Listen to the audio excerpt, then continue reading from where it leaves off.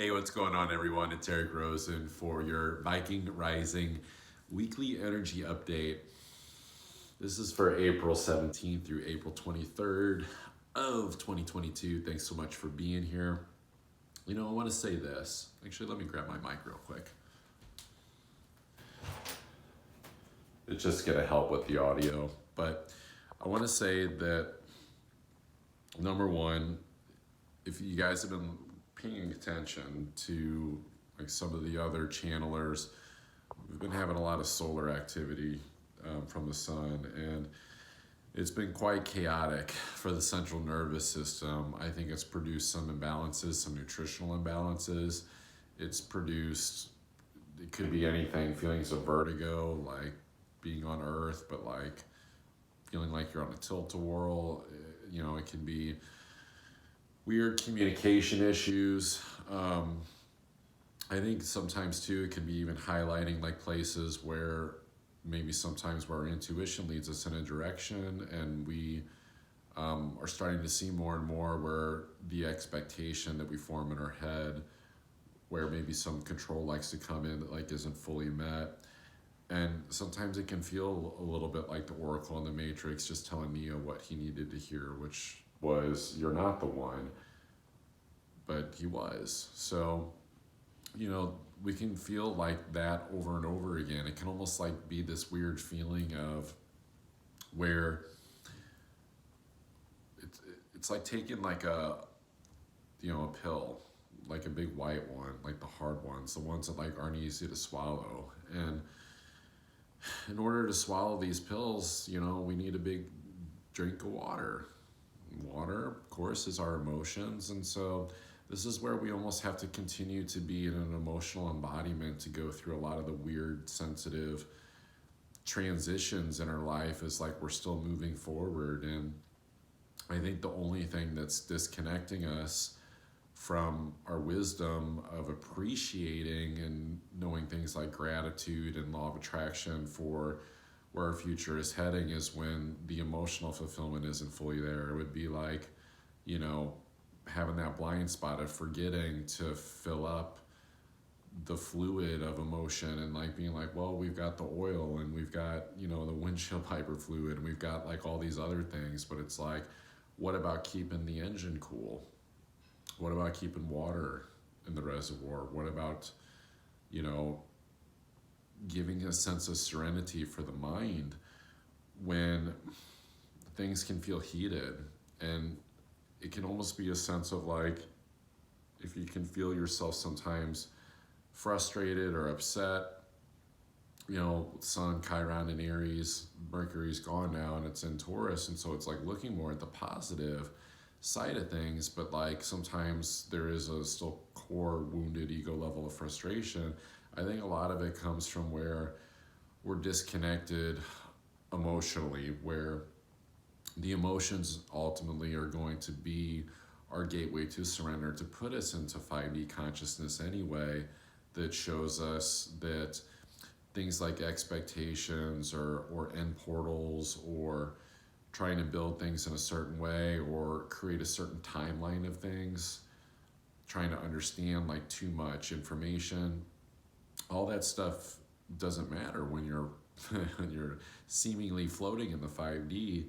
But there's a lot of love and compassion there, but the way to like not float through it is to always take radical responsibility for what's going on in your life, and seeing that a lot of the times, like, if something doesn't feel good in your life, number one, of course, is to surrender, but then number two is to like look at like where are those core values at. Like, if there's something feeling off, or there's something feeling not fulfilling, like if you feel sort of crisscrossed in your understanding of things, of your reality, and like trying to understand yourself, it's about going back to those value systems. So like, for example, I put things like love and creativity as my number one values, but then sometimes I'll run into, when I'm wanting to stay more consistent with embodying love and creativity, and then it doesn't, turn out and meet my expectations because there's some level of control, and it's always because there's an absence of like an emotional disconnection. Now, this does bring up finally gonna plug this mic in. This brings up the understanding that sometimes when we're resisting our emotions, it's because there's things like grief, there's things like anger and surprises that kind of like lurk beneath the surface of like divine revelations that we can have when we meet our emotions with a sense of conviction. And so, it's a lot of surrender, it's a lot of letting go, it's a lot of acceptance, it's a lot of serenity, it's a lot of like not giving attention to ghost energy, essentially, and seeing that, when you put energy into anything that feels ghost-like, ultimately what happens in any regard, like anything from your past, this is what I'm getting, is like anything that like feels like a failure, anything that feels, like it didn't go the way that you wanted it to, the experiment didn't go the way that you wanted it to, your plans, like your future endeavors, like whatever, we're taking energy and giving a lot of mental energy to things from the past still and feeding a ghost when we could be feeding that energy into the feeling and embodiment of just like the sensual, more emotional, heartfelt, just all the positive senses experiences of like what's unfolding. And sometimes it can even weirdly enough disconnect us from what it is that we're headed towards and like what cycle we're in. And so I think this is, these first couple of days of this week, the name of the game is going to be the reminder that sometimes, it is important.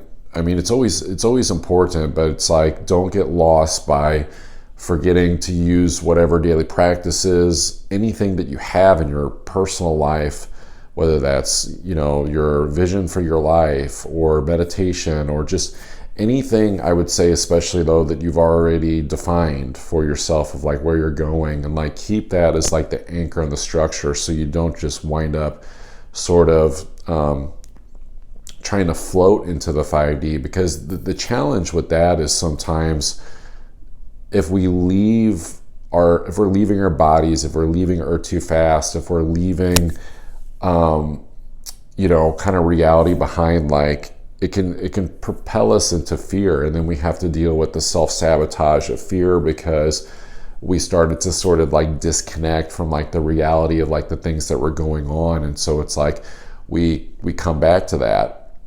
We come back to that understanding, that understanding that ultimately the skeletal central nervous system is just taking on the nourishment, positive or negative, of our thoughts. And so if it's going to ghost energy, it's naturally going to be a decline. This is obvious stuff, but it's a good reminder that there's often, especially with Pluto at the end of Capricorn, like it's remembering that sometimes there can feel like there's deception, like there's something still in the tower that's falling. There's something to retrieve. There's something to go and get, or there's something, or it's like maybe I can build something like in this like weird secret room or whatever. You know what I mean? And it's like you just wind up upset and like feeling like, fuck, I really fucked up, like coming back to this tower, like I knew better. And so it's the understanding is we're heading into like more of this, if you want to call it like Age of Aquarius stuff, is fine. It's like, it's getting more towards community and getting more towards people. And so it's like continuing to funnel positive minded thinking and positive thoughts like into this stuff, and that, we can always like just come back to that simple aspect of things. And so all in all this week, there's nothing, super surprising or shocking that like is coming out of like this transmission. It's more of just this understanding that, the longer that we give attention to the past and the ghost energy, the more that we get foggy and disconnected from the beauty of what's going on in front of us. And we got to be, of course, easy and graceful on ourselves, to not stress ourselves out that we do that. But there does like kind of come like a hard point at some point where spirit's like, hey, I'm guiding you, but like if you keep going in this direction, like you hit the wall and then you don't make the turn in time to create the things that you want. And that's not to scare people, because it's like you can always wind up on a very mystical journey anyway. Like God's going to guide you back to where you need to go. But, you know, there comes a point, I think, of getting over our frustration of like where we're tired of the roller coaster ride, where we finally just say, okay, like I'm the one putting myself on the roller coaster by blocking my true emotions, and instead, you know, trying to use my subconscious addictions patterns to try to still satisfy me, as opposed to the realization that it's only in the consistent, committed building process of building something that's more beautiful that are we going to get there. And the challenge, the nucleus within this too, I think, is seeing where we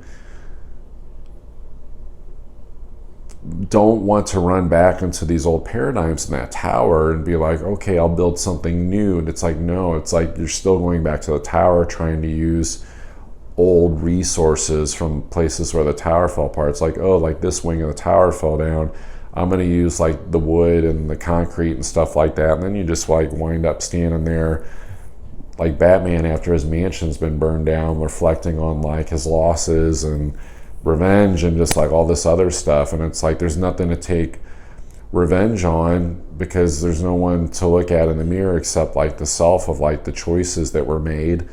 And I think the best choice now is to, again, like see that what we're creating and the sustainability and the positivity really comes from a combination of tangible and intangible, where we still give our conscious mind like these goals that we want, but then also like knowing our character and our values connected to that, knowing our deeper why of why we do that, and seeing especially always the impact of like, how is this going to impact the community? How is this going to impact the earth? And to go into a place that we've never went before, which the more that we're anchoring in 5D consciousness as we're putting our intentions like into these things and putting like love into it, the more that that is going to be the propulsion, the fuel for our vehicle for moving forward. And so moving away from the past, moving into the future, really quite simply comes down to a choice between being psychologically in the mind and in fear and questioning and doubt and trying to figure things out, or just being more in that heart space and being more in that creative, expressive space, and that there's really nothing to fear anymore, and that it's only our own mental constructs that will sometimes like still convince us that something's hard. And it's like, if something is still feeling difficult, it's like, let God in more. Like that discomfort or that doubt is ultimately just the bridge between control and finally surrendering like into that energy. And so, you know, for some people it could take years, it could take months, it could take days, it could take, you know, like a day, like it depends. And like sometimes you might even feel like, oh man, like am I ever gonna get it? But that's the thing about the consistent positive aspect of these things, is like where the energy can sometimes like want to collapse. You know, there's been a lot of light workers that have collapsed into kind of like a weird matrix paradigm. And so this is where we have to almost stay consistent in our light, and to remember that the value and the talents are automatically inherent. So it's not even about trying to control that energy, because it's going to be unpredictable as fuck. And that simply just allowing ourselves the grace and compassion to see where sometimes we're trying to like push it as opposed to just allowing it. And I think that's the beauty of it. And then other than that, it's just like seeing where, you know, just because it feels like sometimes we're not going to get there, or it's too hard, or like, can we do it? Just remembering like they're just thoughts. Thoughts create momentum and create beliefs and emotions and actions.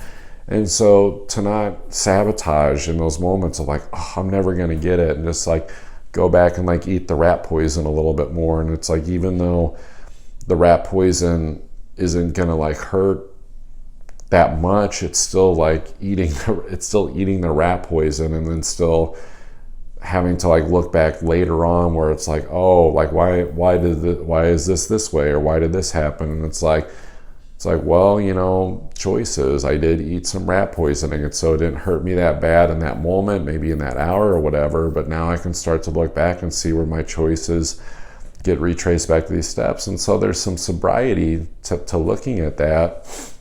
But I think the beauty of sobriety, and then maybe what sometimes people like miss that are on the wagon, is like creating new experiences, and not just like staving off the ghost or staving off their addictions or the past or positions or people that, like, you know, and basically avoidance tactics. It's more just about the bravery to go into new experiences and to not believe that we don't deserve happiness because of like some broken aspect within ourselves because of like what happened in the past. It's like, no, like, you are recognizing your value more than you ever have if you're honoring and healing and doing the work in yourself, and like seeing like your past choices and how everything has culminated to this point. So it would be crazy to like say, oh, I'm not going to get there, because it's like, no, it's like you have all the firepower in the world. It's just about not giving up on it and really just squashing some of those sticking patterns once and for all, and to be easy with ourselves and just flow through it. It'll go much more aligned, much more beautiful. That's it for this week. Hope everyone enjoyed this. I love you all. Take care.